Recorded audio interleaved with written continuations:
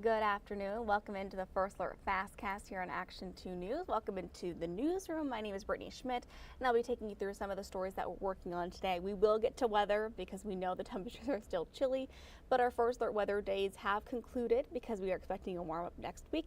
But we'll get to Keith to talk to us about that in just a little bit. But first, let's get to some of the other stories that we're following today.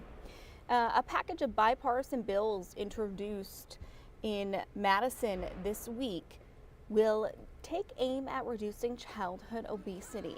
This includes requiring 3 hours of movement per week for students through the 8th grade. Nearly 15% of kids in Wisconsin between the ages of 2 and 17 are obese. That's based on a study by the University of Wisconsin-Madison School of Medicine and Mental Health. This led to Assembly Speaker Robin Vos forming a task force which recently held 5 public hearings across the state. As a result, several recommendations are being made through that proposed bill. That includes legislation creating a new $5 million grant program to support existing efforts to address childhood obesity. Another bill we kind of talked about already will require students in physical education classes through the 8th grade to have physical movement at least 3 hours per week. Jason Zimmerman will have much more on this today in our Action 2 News newscast later on. Well, if you are heading to California for the Packers' next game against the 49ers, Emily Beyer has a story for you tonight. You're going to want to check this out. Just north of San Francisco, there is a winery, and it's run by 3 former Packers players.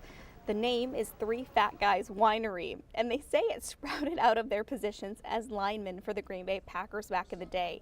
Darren College, Jason Spitz, and Tony Mall, and that's who Emily Beyer talked to today about the winery, inviting all Packers fans to stop by before the game or after the big game. So she'll have much more on this tonight on Action 2 News as well.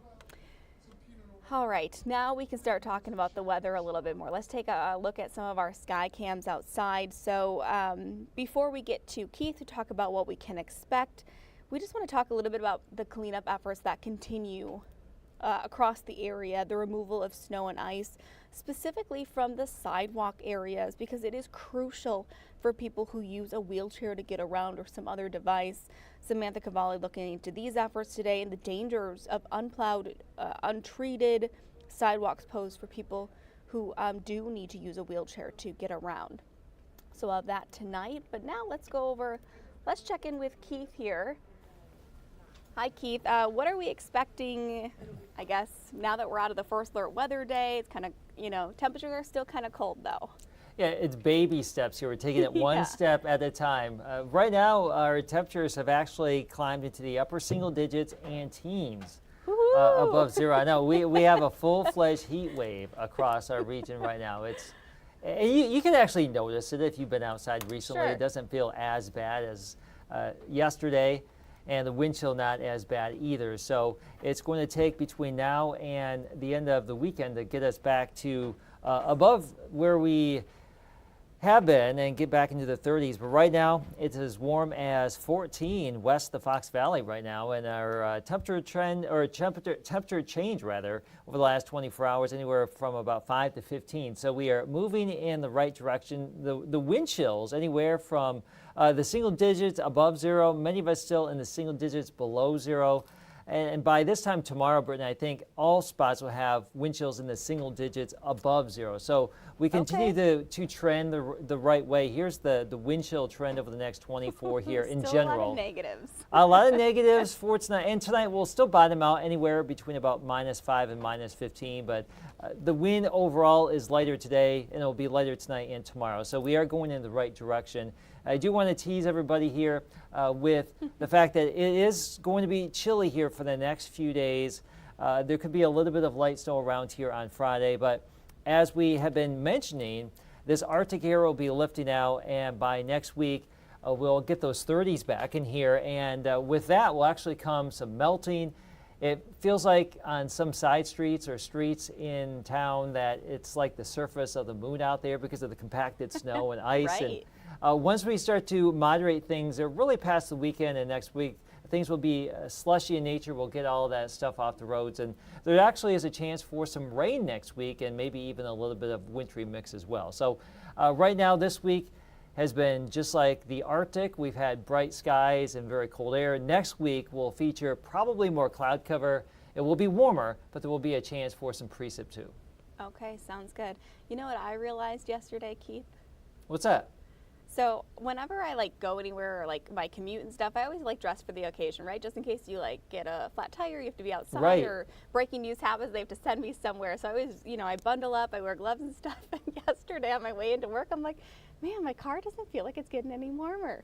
My heat died in my car. Oh no, the Yeah. worst. Well, No.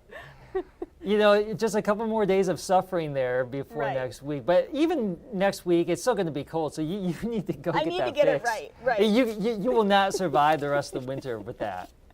All right, yes, just a bummer. All right, thanks, Keith. We'll see you later on. Okay. All right, yes, I do need to get that fixed stat. Okay, looking at some of the other stories that we're working on for you tonight in our afternoon newscasts. We'll pull those up for you. So at 4 o'clock, we make note of Kewaunee County water concerns. There is some people in Kewaunee County are gathering tonight to voice concerns about their drinking water, dealing with high levels of nitrates. Our reporter will have a full report for you tonight. I believe the meeting is around 5 o'clock, so we'll have much more on that as well. And then later at 4:30, we talked to Brown County Resource Recovery about cleaning up your house during these cold temperatures. Maybe you're stir crazy and you need to start decluttering or getting rid of things. This is the time to do it because it's an indoor activity, but there's some reminders to make sure you are disposing of things properly, like electronics and batteries and things like that. So we have a few tips for you there. At 5 o'clock, a new all-terrain vehicle in our area could help save countless lives during ice and water rescues. The WBAY Volunteer Fire Department is giving our Action 2 News team a first look during a ride-along. So we'll have that at 5.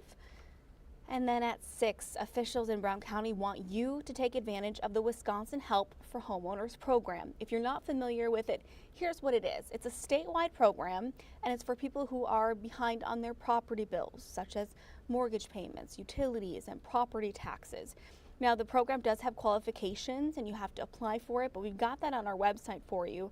But Brown County's acting treasurer says the program helped 169 homeowners since it was launched in 2022. So much more on that, but I think the goal is just to make awareness of this help for homeowners. You got to apply, you got to qualify, but it's there, so definitely check that out. So that's what we're kind of working on for this afternoon. Thanks so much for joining us for this First Alert Fastcast. We will return you back to Local News Live right now. Have a good one.